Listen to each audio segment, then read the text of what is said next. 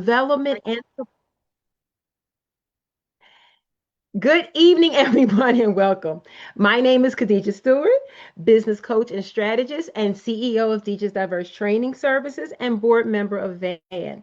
I will be your moderator for tonight's panel discussion. Tonight's panel is hosted by VAN, the Virtual Assistant and Administrative Empowerment Network, a nonprofit organization founded by Tikwa Scarborough. VAN was created to provide resources, training, mentorship, professional development, and support for women in business, entrepreneurship, virtual assistants, administrative careers, and personal development. Every month, Van hosts conversations like this to create a safe and empowering space for women to learn, connect, and grow together. Our discussions cover a variety of topics, including entrepreneurship, mindset, leadership, financial wellness, career transitions, business growth, professional development, and more. Tonight's discussion is near and dear to me. You guys are in for a treat. Becoming your own boss, starting a business with what you already have. This I did over 20 years ago, and the ladies tonight are amazing. We have an amazing group of women joining us tonight who are going to share their journeys, their experiences, insights, and encouragement with all of you. Sit back and relax, guys, because you are in for a treat. At this time, I'm going to allow each of our panelists to introduce themselves and tell us a little bit about who they are and what they do. Panelists, if you would, can you briefly introduce yourself, share a title a little bit about who you are, and a little bit about something that makes you special? Who wants to go first? Okay, please just unmute and start. All right. I guess I'll go first.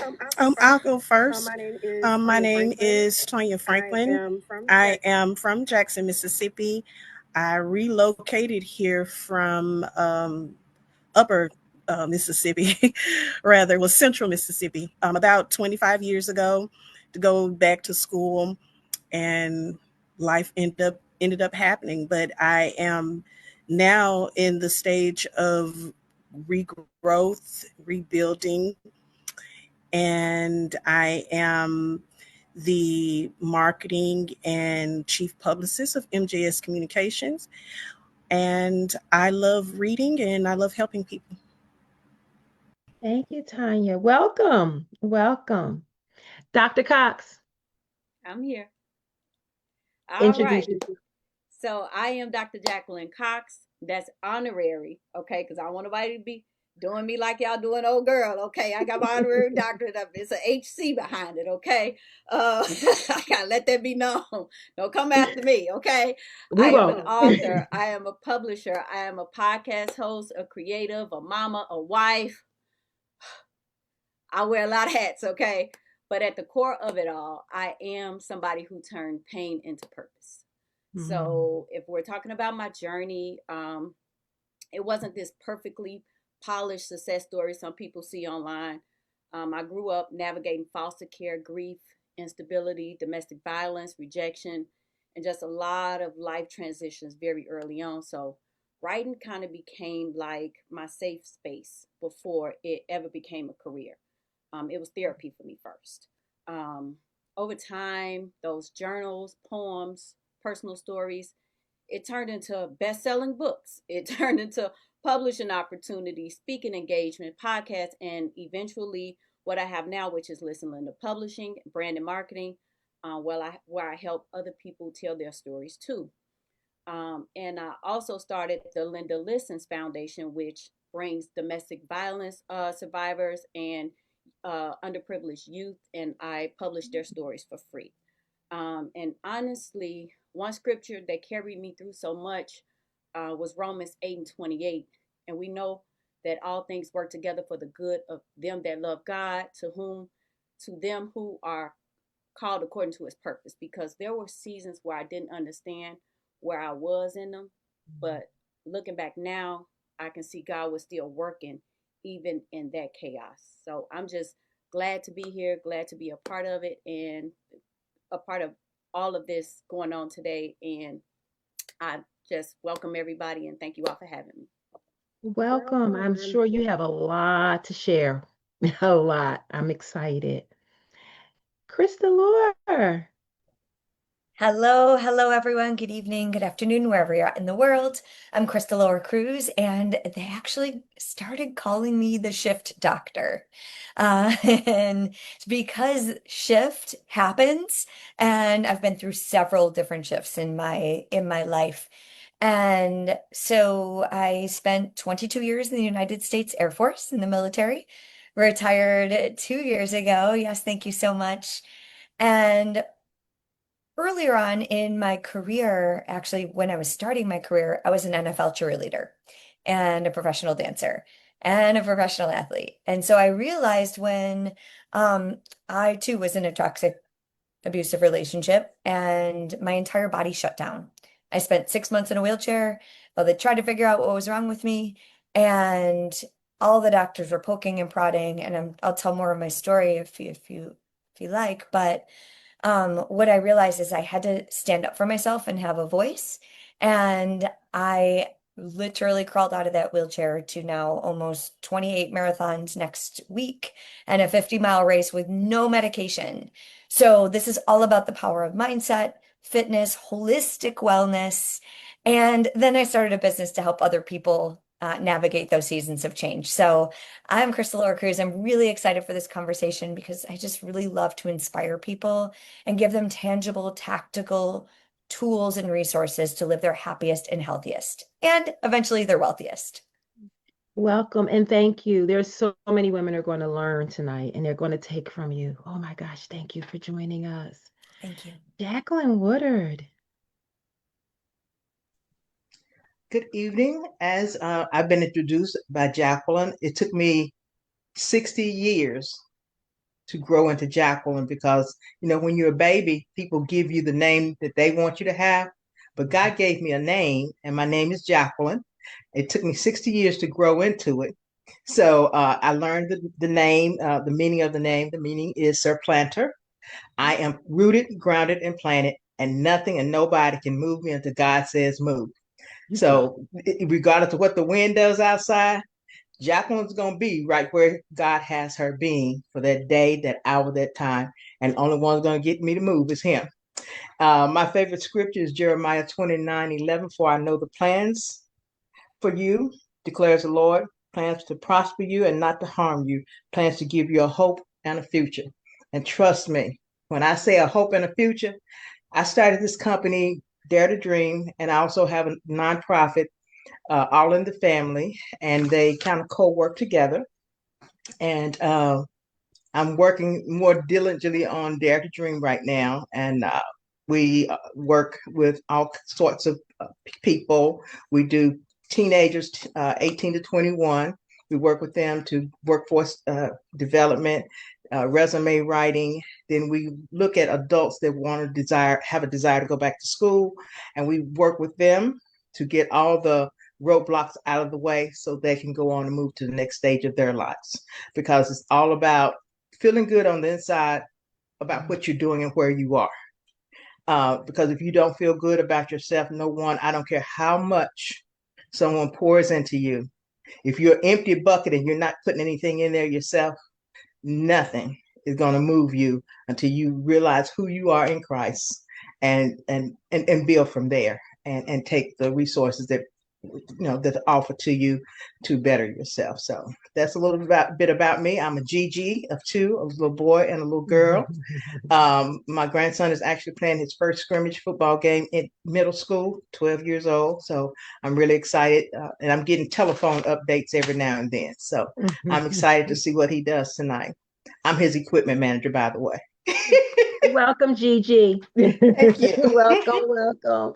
And it's okay if you scream a little bit if he's doing good while you're on here. Christian. Hello, everyone. I am Christian David, life and money coach. I love the title that I have on the panel ad for this discussion, financial confidence and self-leadership coach, which is basically the same thing. I teach women how to master their finances. And a little bit background of me is I'm the youngest of 6 girls, and I was very dramatic growing up, and I didn't understand what to do with all the emotions that I was feeling. Turned that into spending money, overspending, doing all the things, and finally figured it out because I understood that a woman who, first of all, I always say that your relationship with money reflects your relationship with yourself. So if you understand yourself, then you know how to spend money in a way that feels really good and really fun. And that's what I was able to achieve through my life. And so today, I run the company with my sisters, three of my sisters, and we run Green Wealth Legacy. And in this company, we coach women to master their relationship with themselves so that they can use money as the tool that it is. People think that money is the thing they need to pursue and run after, but the truth is it's a self-understanding, self-leadership that really determines how you manage your money. And that's what I want for women, because so many women are being stifled because they don't have a connection to themselves. And then we think it's the money that's the problem, but it really isn't, because it shows up everywhere else, not just in the money. Also, I'm a very fun auntie. I have 6 nieces and nephews, one and only girl who looks just like me, so I claim her as my own. It's my favorite thing to do, tell everybody that she belongs to me, even if her mama is around. And I have twin boys that are 6 years old, and then their cousin, who's like exactly 6 months younger than them, from 2 sisters that are twin. Yes, okay. I love bragging about that. So I have a really fun family, love my nieces and nephews, fun auntie. I have photo shoots with them every 5 years. So I'm really looking forward to tonight's conversation because I believe women have so much power that they don't even understand, and we need to uncover that. Welcome, Auntie. Welcome. I love it. Oh gosh, you women are so interesting. Priyanka. Hi everyone. Thank you for inviting me to this panel. I'm already loving it so much. It's amazing how much power we have and how much we also celebrate our personal as well as professional lives. So I'm really excited to be among such amazing trailblazing women. My name is Priyanka Lalwani. I am a procrastination coach or a productivity coach, and I help women. Uh, I think of it like I want to help my younger self to stop procrastinating and reclaim my power. So that's where it started. And I want to help many, many women to know how stronger we are and how we can take action one step at a time. And it's okay to be messy, and it's okay that it has discomfort, but I think those two are good things to have. And also take a look at all the stories that we've been taught, and do we want to change that narrative? So definitely I work with women to change that narrative, think in a different way. Um, and It's amazing to also see that there are so many creative people. I'm also a Bollywood music producer. I don't know how many of you here Yeah. listen to, dance to Bollywood music. I love that. Someday, I think when we have this next time, I would like to start with like a dance step or something. Bollywood dancing in the Zoom calls that we have, like this one. So I'm a Bollywood music producer. I'm a marketeer. I'm a producer. I also teach in a school. And my topics are mindset, marketing, and music. So all those three, I've had some educational trainings up in B2B and B2C, and I'm really excited to change the narrative in the minds of young women that you don't need to follow the protocol of what has been given to you by the society, whether it's marriage or kids or any kind of path that they have told you to do. You can choose your own path and you can go forward with that. And I really wanted to share that with uh, people who are just going out there and not knowing and not having the right friends or right peers or right mentors to guide them through the process. So I'm happy to really help them with that. And with all of you over here, I'm sure we can also pass on that message to your communities also. Yeah. So I'm really excited, pumped to be here, and thank you for bringing me here. Yeah. Thank you. Awesome. Powerful, Priyanka. Thank you. Powerful. Ladies, I'm already overwhelmed with your stories. I am. I'm loving this. I love sister girl moments, and this is one of those powerful sister girl moments. I'm loving it. Let's jump in, ladies. Let's get started. Many women have experienced layoffs, job loss, being forced out of positions, career instability, or unexpected life transitions. Can you share what that season looked like for you personally and how it impacted you financially, emotionally, or professionally? I think I'm going to give this to Dr. Jacqueline Cox, honorary. Please get it right. Girl, don't Jacqueline Cox, crucify me like they doing her, girl. I ain't go ahead got and tackle time. that one for me. But I did get my bachelor's, okay, from University of Arizona Global Campus, okay. We go in business, okay. I want to be clear, okay. Woo! Thank you. You have your Okay, degree so too. to answer your question, Khadija, I think a lot of women quietly go through rebuilding those seasons without even realizing what that is. For me, there were definitely seasons where life felt like unstable emotionally, financially, and professionally all at once. I've had those moments where I felt overlooked, unsupported, exhausted, and honestly tired of constantly having to figure it out. You know, as women, we always have to figure it out. We are the end all be all of making stuff happen. So when you're used to being the strong, being strong, people don't always realize how heavy things really are for you behind closed doors. Um, Especially like I said, us as women, because I always say this on every time I think about it. Women are like we're at the bottom of the totem pole, but we're holding everybody else up, and people don't understand that. There are moments where I question myself, but I also learned that sometimes God will allow uncomfortable transitions because He's trying to push you into your purpose, into ownership or growth. And going again back to the scripture, Isaiah 43:19 became real for me in those seasons where it said, "Behold, I will do a new thing.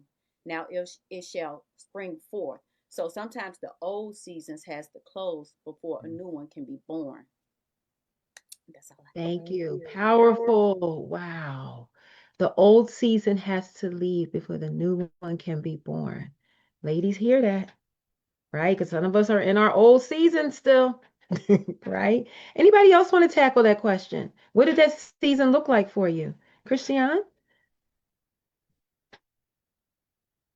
I think about, for many years, I worked with someone, and then I've been my own boss now for a little less than 10 years. And it was really interesting. Um, I think it makes me think about moving out of the family home. When you live at home and you need a hammer, you want to set up your room, you want to redecorate, you want to cook, you have supplies. Mom already bought it, right? When you move out, you need a hammer, you need to buy it. You need a nail, you need to buy it. Every single piece of equipment you need for your new place, you need to buy it. All of a sudden, you start to realize this is not all it's cracked out to be. I have to be responsible. And that's how entrepreneurship felt like. You become your own boss. You do all the details. Clocking in, clocking out, lunchtime, medical leave, vacation time, leaving work early, what work you need to do, all of the things, it's on you. 100%. And financially was even more amazing because as I overcame my own financial problems, as mentioned, I was an overspender. I was able to circumvent that and understand myself so much stronger that I now have a better relationship with money. But then I had to realize, so I know how to make financial decisions personally because I had to create a protocol for that, right? To support myself. But when you become an entrepreneur, you have to learn how to make business financial decisions. That's a different beast. So there were so many tiny little details. There's no book that describes how to proceed. And the learning in the process was so enlightening. I mean, there's so much to discover about yourself. The best part about all of this is I was so excited to do this. I didn't jump into entrepreneurship um, out of, sometimes you think you have to, but it's a really dangerous thing to say to yourself, I have to do this. I jumped into because I wanted to, no matter how the economy was. And so because I wanted to, all of these discoveries were exciting. It was like an adventure, like, oh, let me see how I'm going to do this. Let me see how I'm going to obey my boss. And then the other day, I took a week off because I'm volunteering this week. And my mom was like, oh, so you can just leave? I'm like, yeah, my boss is pretty amazing. She gave me the whole week off. So it was this whole thing, and it's just been an amazing adventure for me. But it's been really challenging, extremely challenging, which challenge is a beautiful thing. I welcome all of it. Awesome. Thank you. Yeah. The reality of it, right? The reality of stepping into that new world. That's really powerful. It is. Let's go to another question. What helped you begin rebuilding your confidence, stability, or sense of direction during that time? I'm going to go right to Crystalor because we heard some really traumatic experiences. And then Jacqueline Woodard, after her, I want to hear your reflections on that. Crystalor, tackle that for us, right? Yeah, What was so I would say rebuilding confidence, I think when we're starting something new or wanting to be our own boss or go out into entrepreneurship or making a shift in your life, in your career, in your business, in your relationships, we go from being successful at something, a master of something, to being basically an infant, naked and afraid on a deserted island, feeling like a kindergartner, feeling like we know nobody, know nothing or nobody, and we are nobody. And so starting over, I feel like sometimes can feel very isolating Mhm. and overwhelming. And I know for me, all of these times that I've had to shift in my career, in my marriage, in my business, I moved 5 times in 7 years. I was in the military and I had to move all over and I had to pick up and go. And what I find when it comes to confidence, confidence comes from clarity and it comes from consistent behavior. Mhm. So, and that's when the momentum and then the confidence and then that feel good feeling happens later. It doesn't happen in the beginning. So when I think about all of these times when I felt like I was a beginner, I literally would read my resume. Like if you read my bio, I actually shock myself sometimes how much I have done. And Christiana, you were meant, I think it was, or no, maybe it was Jacqueline that mentioned that we're like a totem pole. Like we've just carried the weight of the world and we just do. And when you've done for so long and then the rug gets pulled out from beneath you or starting something new, you kind of forget about all the good stuff and all the things that you've accomplished. And that was me.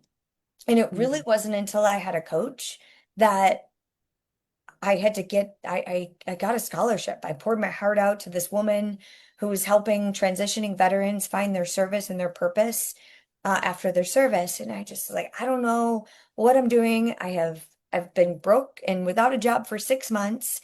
I just moved to a new city. I don't know anybody. And prior to that, I had an MBA. I was high ranking in the military and I became this big. And she's like, let me look at your resume. Let's write down all the things that you have accomplished and let's tally those up. What have you done? What have you helped people with? And I wrote all that down. I reread my resume and I'm like, oh yeah, I have done all of that.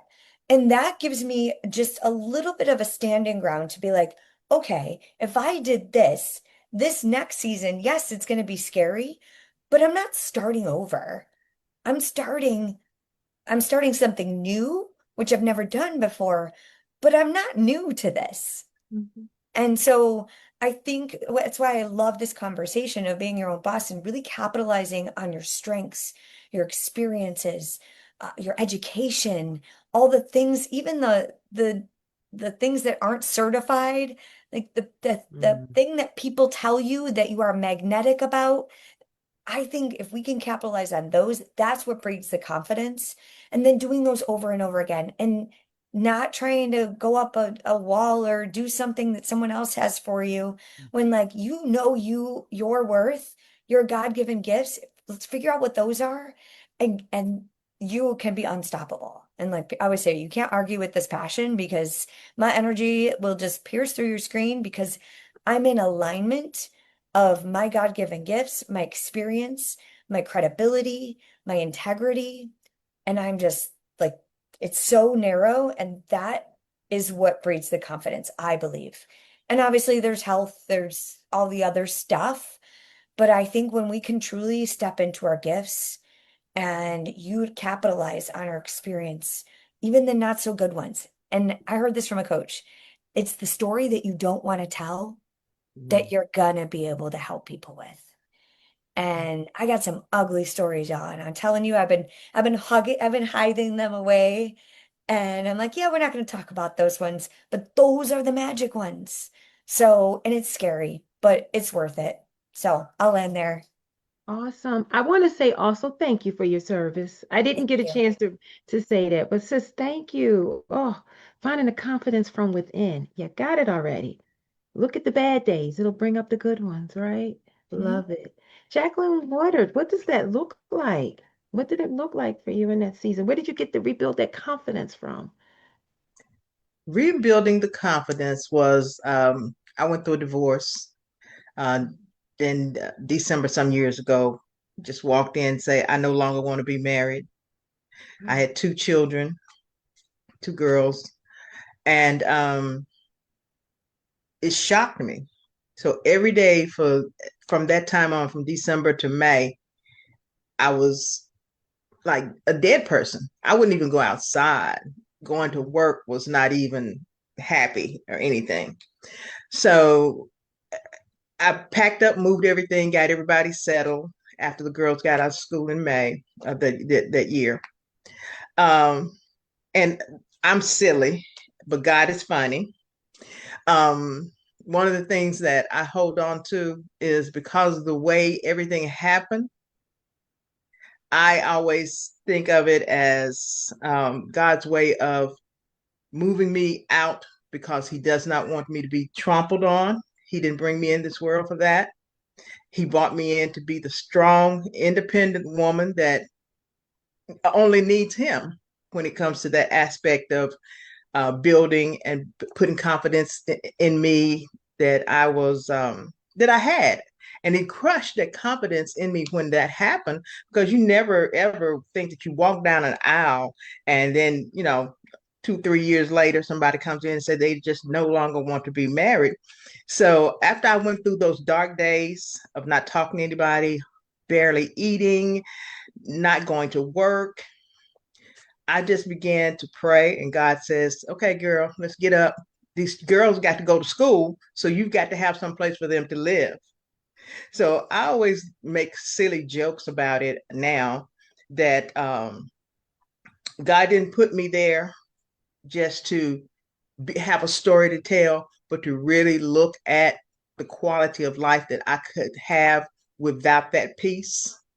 mm, And so building that confidence and being able to pour into other women that had had that same thing to happen to them. Different story, but still, divorce is divorce, and it takes a lot out of you mentally and physically to the point to where you have no life at all. I mean, the couch is your friend, and you name it, couch, couch, come here, couch, and you just get up and make things happen and know that things are going to get better. And I've always been a journaler, so I had a journal and things that happened to me, I would write them down. And for a long time, I had a wall and I wouldn't even talk to men because I thought all of them were alike. mm, So building the stability to know that I had two daughters that needed to eat, they needed a roof over their head, they needed to get their education. So I look back and I'm like, and he came and made that announcement. Now, what do I want to do in return? I mm, can either lay here all day and weep, or I can get up and show him that I am who God called me to be. And regardless of who he thinks I may be, he does not have the final say. So I got up and started putting my makeup back on, combing my hair, making myself be presentable. And I had a red suit at the time that I had made because I'm a seamstress also. And he hated when I wore that suit. The last time I saw him, I had that suit on. It was like, what do you think about it now? So just Love it. rebuilding, and throw that mud back in his face. Yes, ma'am. And That's so, right. and like when I see him today, I'm like, I'm still here. I'm here. I'm still here. If you thought you were crushing me, mm-mm, you don't have that power over me. So let's keep on stepping. He won't even come to a place where I am unless it's going to be a big crowd. But I'm That's not that going to say confidence. anything to him. I'm just going to keep on walking and letting him know that what he did then didn't stop me from where I'm supposed to be. Thank you. That's right, ma'am. Confidence from face. Face. Oh, I love it. Oh, I love it. Panel empowering. I want to remind everyone joining us tonight that the resources and connections matter. This is the one reason VAAEN exists. We'll be providing a resource link where you can connect with these panelists, learn more about their services, and access additional information shared in tonight's discussions. You can also visit the VAAEN website for upcoming events, webinars, and resources. We also invite you to join us for our Coffee, Tea, and Connection Network session held every second and fourth Saturday, where we come together just like this to talk about business, growth, entrepreneurship, and we support one another in our community. VAAEN also holds webinars, professional development opportunities throughout the year. So we encourage you to stay connected. If these women tonight speak to you, then come on back for some more and visit the website, VAAEN.org.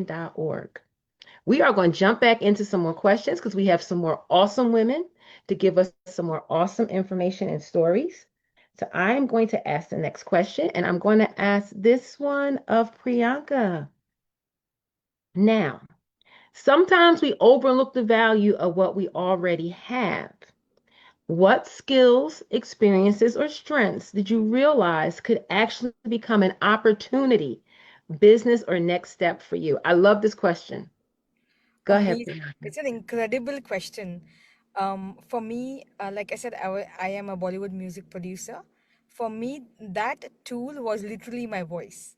Mm. And I didn't even realize it till like late in my life where I'm my whole purpose became just to use my voice, not just in singing, like that's where I started, but also in speaking up, in showing courage, and also telling what I want to say fearlessly and unapologetically.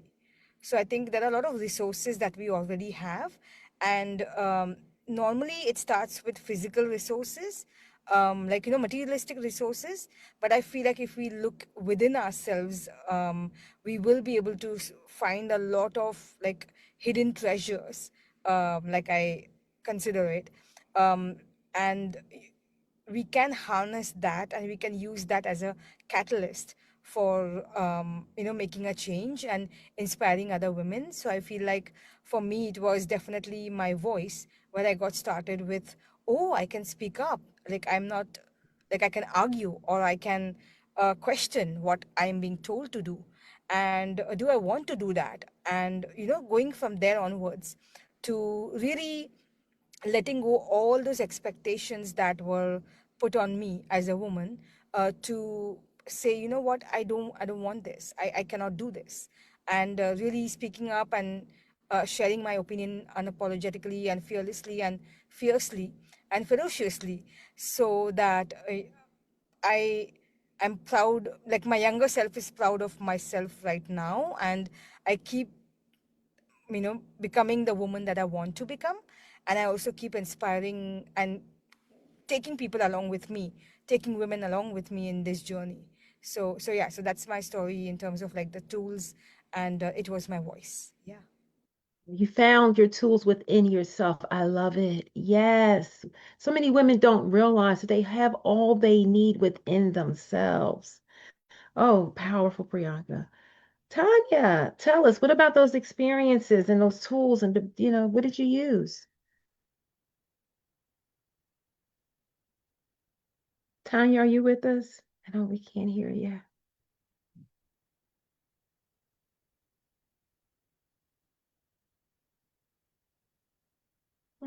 Okay, we'll come back. Yeah, we can't hear you, Tanya. Mm, it's okay. Technical difficulties don't stop the show. Not when you have powerful women on here sharing. We'll come back. We will definitely come back. Crystal, you wanted to tackle that one. Yeah, I just want to kind of piggyback on Priyanka. Thank you so much for sharing that. That was your voice. That was similar to me. I've been a dancer and a performer my whole life, and I was actually a professional belly dancer. So I would definitely want to connect. We need to have some dance parties. I was thinking the same thing. We need to have a dance party next time before we come on. But what I realized is my art and my expression was physical. It wasn't with my voice. And so I didn't practice that. I used my body I was performing to put smiles on people's faces. And so what I realized over, gosh, almost 40 years, where I was like, I actually have a voice in there and I had to work at it so that I can present. I'm good at the performance part, but it's the authenticity and the vulnerability that I realized once I did some more deep inner work. And now I do a lot of somatic coaching for some of these fears of being on stage and sharing our voice. That is when I started doing that work. And like, I actually had lockjaw. I had, I lost my voice when I went to go share it. I've, I've had physical issues and abuse. So like, and I've been told like, no, you're only supposed to speak when spoken to. So like, there's so many things that can cause us to not use our voice. And I think when it comes to entrepreneurship, we're so afraid to be visible. I think there's many, many women out there, especially because we've been conditioned to not speak and to show up as a certain way. And I know for me as a military member, we check our feelings at the door where you have to do, show up, do the work, come early, stay late, prove yourself, prove your worth, like be stoic. And there's parts of us that get lost in that. And what I find, and I'll land here, is that there was a little girl inside of me that was a dancer and a performer but she needed to find her voice along the way and step up and really that was part of the biggest work that I had to do. But I capitalized on the ability that I can show up and perform, and then I had to work on the voice to match the performance on the outside. And so when I started my online fitness business in 2017 before COVID, I literally was like showing up on camera. I had deer in headlight looks. The camera was sideways. I had no idea what I was doing, but I'm like, I'm just gonna keep showing up and get the reps. And finally, like I still have some of those videos from way back when, and it's so cool to see how I've stepped into my voice and how it has grown and expanded to match what you see on the outside. That confidence out, I was not confident. I didn't know how to use my voice because I was stifled for so long. And so if there's someone out there that you're scared to be visible for what your families are going to say, I'm a speaker, I'm an author now. I've written 5 books. I have 3 more coming this year. Getting your message out is probably one of the most vulnerable and scariest things, and it takes work, and it's a muscle. It's like doing a workout. I teach workouts. I teach people how to do burpees. You can't just show up and be an expert on day one. You got to work that muscle and get the reps in. And so I would say for anybody out there, come live, just do some of these panels and just do the reps. And it's not reading a book, and YouTube University is not going to get you there. Get the reps in and practice sharing your story. And I promise you that voice, you're going to find it. And also, people further along than you are not going to judge you. You got to find the right community of the sisterhood, the people that are going to support you and cheer you on and just give you that space and that seat at the table to share your voice. And the right ones are going to pull you along and help you shorten that time period. So we're not meant to do it alone. So that's all I I have to love say it. there. I love it. Thank you, Crystal, for sharing.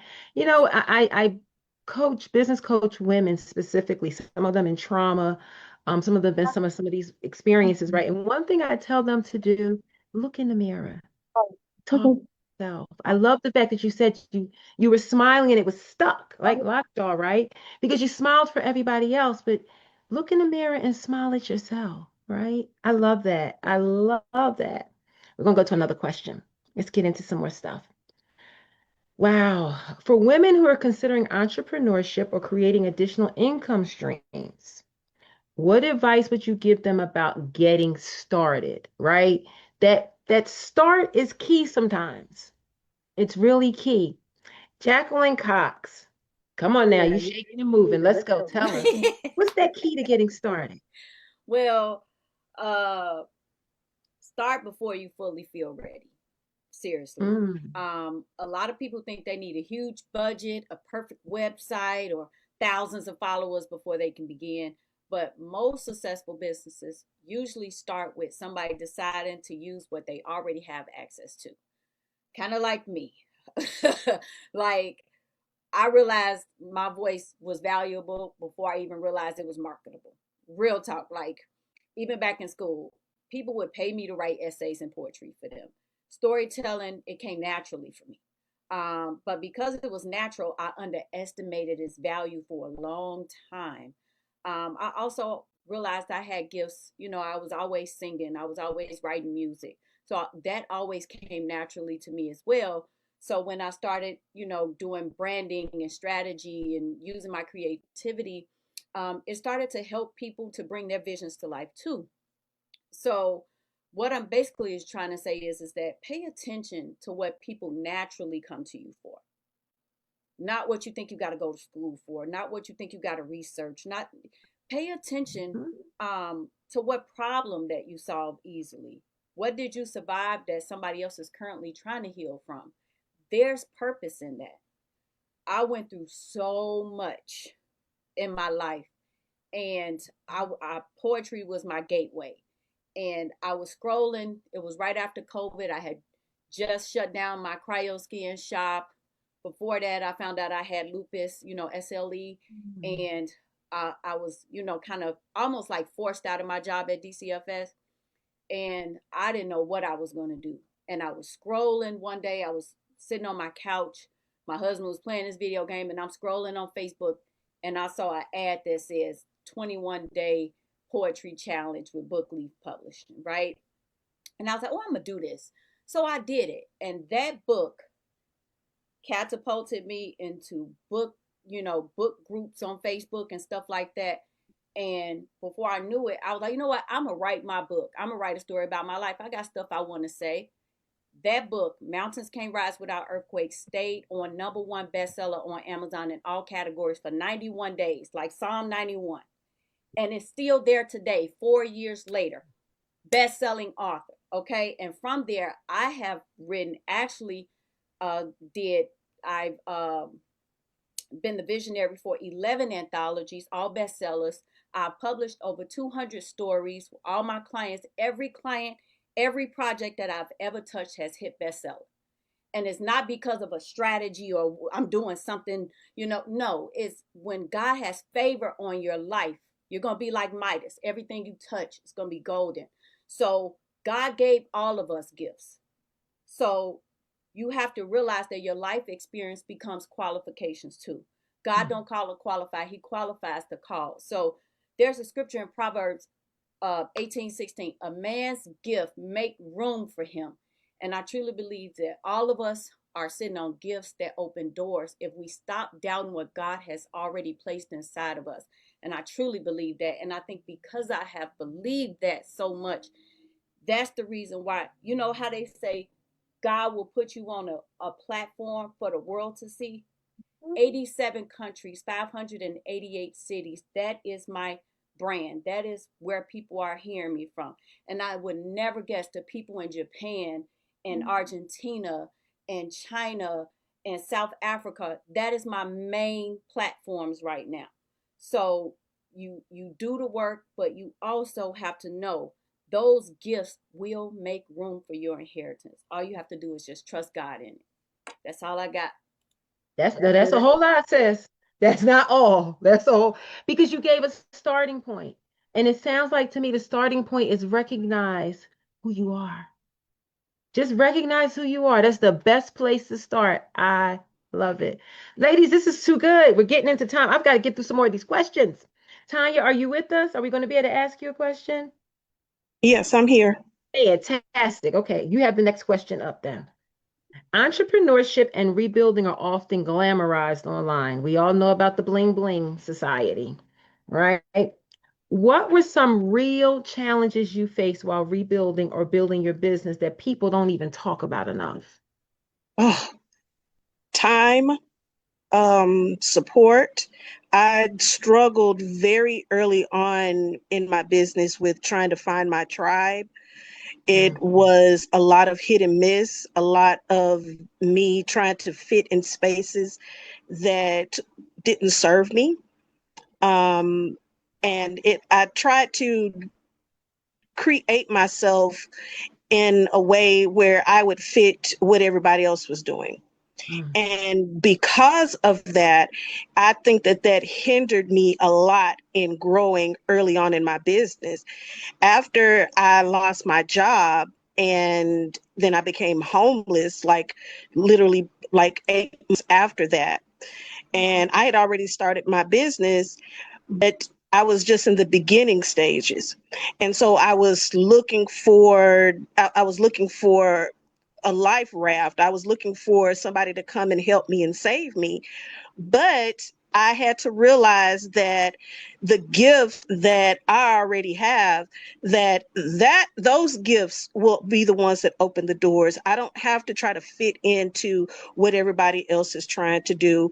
And that kind of opened the door for me to want to be a consultant in helping with business culture, because a lot of times people tend to forget the ones that are sort of the entry level or the ones that are behind the scenes. And your business doesn't work without systems and processes. And sometimes those systems and processes are people. So me finding my tribe and having those type of people that were in my corner to motivate me and encourage me, that became my system. That became my operating system. So, I had to learn that I have to be in places that serve me, that help me to become better at what I do, and not try to fit in on what looks popular, what looks good, what looks like it's trending, but that I had to be able to stand out and stand out on my own. I love it. I love it. Find your tribe, right? Don't fit into someone else's box. Make your own. I love it. Okay, ladies, this is getting good. I just want to sit back and listen. I'm moderating, but I have to keep it going. Priyanka, let's try this one.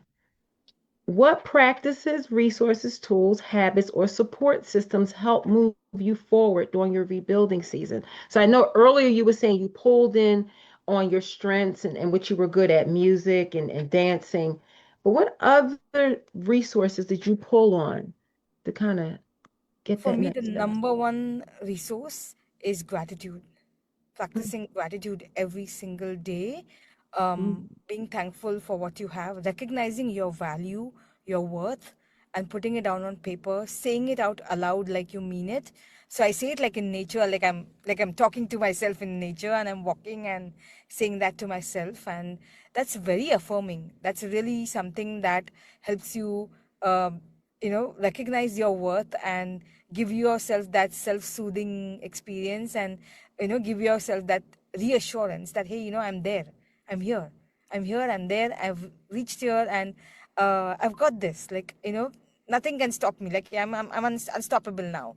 So giving yourself that assurance is very, very important, and not expecting that from others. I think that is also mm, very key, because we want to motivate ourselves from within. That is in our control. If we expect that from someone else, it's out of our control. That's you cannot do that. You cannot expect someone else to behave in a certain way, but you can do that for yourself. So I think that was one of the number one practices for me to get started with. And in terms of health, I felt like for me the most basic foundation is sleep. If my sleep is not in place, everything else falls in out of whack. So you have to recognize your own tendencies, and these have now become a part of my productivity practice, where I have some tests which I have taken myself. I've also created them for others. And by taking those tests, you identify your own tendencies in procrastination or productivity, and you kind of understand, okay, this is what happens to me. So it's not general advice, it's advice which is like really, really specific to you and your bio individuality. So I think that is very important for us to understand in terms of like practices, like what works for you, what doesn't work for you, and can you double down on like the clarity that you have in terms of you know okay, if this is working for me, I want to double down on that. And if it's not working for me, okay, let me just release it and let it go. Don't hold on to it for too long. So I feel like that has been very helpful in terms of developing appreciation for a person who has had tendencies of abandonment. I left myself many times in the past as a kid, where I gave more importance to other people and like people pleasing, and avoided my own intuition, avoided the voice inside me, avoided the inner drummer.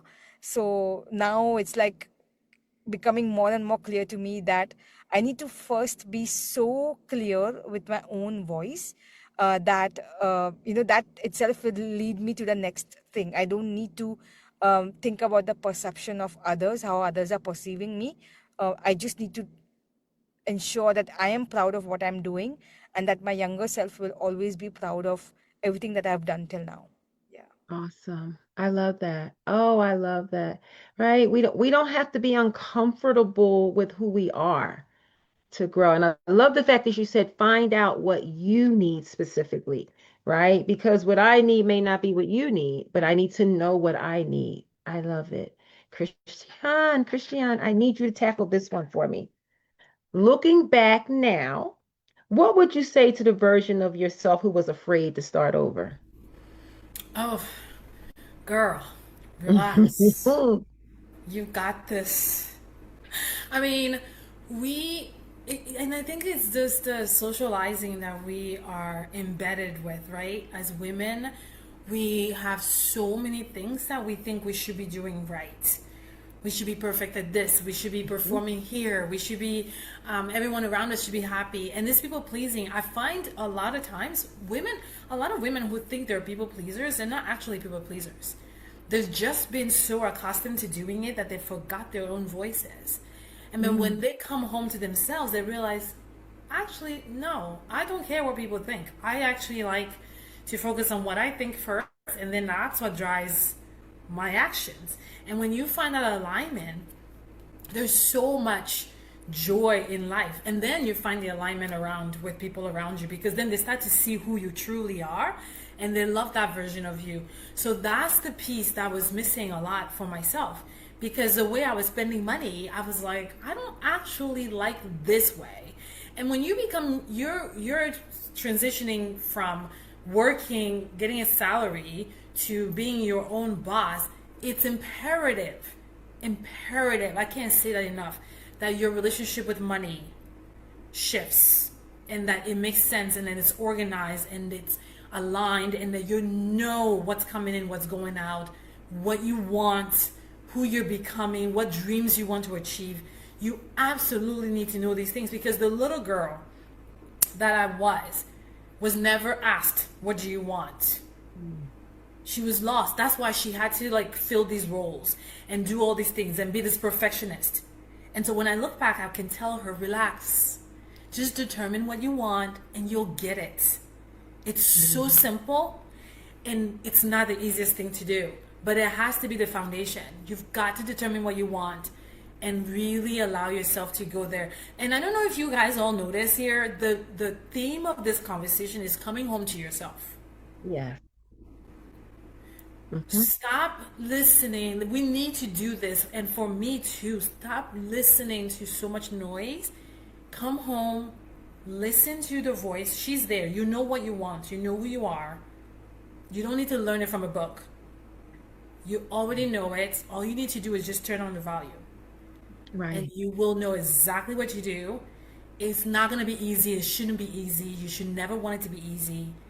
But just listen, pay attention, and then do it, even when it's hard, especially if it's hard. Like we were talking about starting before you're ready. I always tell that girl, I'm like, you started before you were ready. You always did, and it was always successful. The fear was there, and you were like, oh yeah, come sit down. Let's go. That's the secret. So don't be afraid of your emotions. Don't be afraid of the future. Just keep stepping up. And that little girl, she's looking and she's like, oh, thank God, you got my back. Thank you.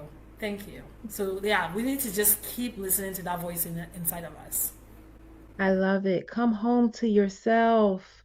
Ah, I'll be stealing that one. I will. Go ahead. I love it. Come home to yourself. Yes. Ladies, it's getting close to that time. I have one last question I'm gonna try to squeeze in. And Jacqueline Woodard, I want you to tackle this one for us. We got a few minutes. What is the one final piece of encouragement, advice, or next step you would leave with women who are currently trying to rebuild their lives, careers, or confidence? You know, you left a marriage. You just walked out of. What's that piece of advice you're going to give your sisters? Know who you are in Christ. Mm. If you don't have a relationship with him, that crisis will cause you to build a relationship with him because there's nobody else. There's some of the things that you need to talk about, you can tell anybody about. So that's kind of where I built my part of my stability and building the confidence that I have. I always would tell people that I did not know who I was for a long time during that period. And I wouldn't go out and do anything but drop my girls off at school and back home. The blinds were closed. It was dark because that's where my heart, my mind, my soul was. But I could not allow that to hold me there because God didn't want me there. So I had to learn how to pray, go back to that land of prayer and humming those old hymns that you hear about mama and grandma. Grandmama used to do this and grandmama used to do that. Those are the things that will carry you through the rough periods. If you forget, if you just turn on the YouTube and go back and do Mahalia Jackson or somebody like that to moan you into solidarity and building that foundation. Find you a Mona and lean in on him. So building your relationship with Christ will carry you from regardless of what you do. Or allow him to order your steps. And you're in tune with him. And when you allow him to order your steps, things are not going to be easy because he didn't promise us that they would be.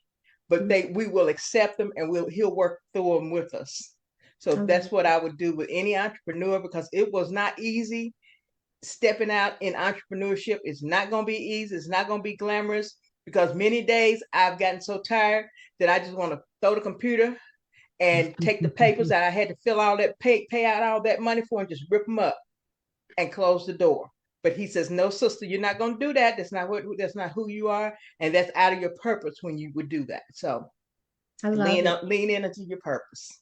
That part. I love it, Faith. And I want to make a note for anyone listening that maybe not Christian, but have faith, right? Because Tikwa and we've been bestie buddies in business for over 10 years now. And we always lean on the fact that I'm Muslim and she's Christian, but we draw on the similarities in our belief in the Creator. That part, right? Find your sister in faith and grab onto her and don't let her go. Because she will be there to help remind you of who's really in control of it all. I love it, ladies. Whoo, this was I'm full. Are you ladies full? I'm full. I am full. Khadijah, can I just say, I want to say it in front of everyone. You did an amazing job. You all did it. I To did reel nothing. this in an hour. But we're not done. We're not done. We're not Mad done. respect. Oh my gosh, ladies. mm, Thank you again. You guys have been incredible panelists for sharing your stories, your wisdom, your experiences, and your strength and faith. I must add that. I cannot end without saying that. And thank you to everyone who joined us tonight for VAAN's panel discussion. We hope tonight encouraged you. It inspired you, and it reminded you that you do not have to navigate your journey alone. Please stay connected to VAAN for future panels, webinars, networking events, and resources.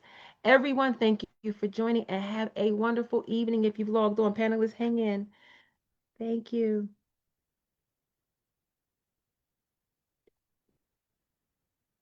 So, I don't, Tikwa, are you here with us? So, ladies, you were awesome.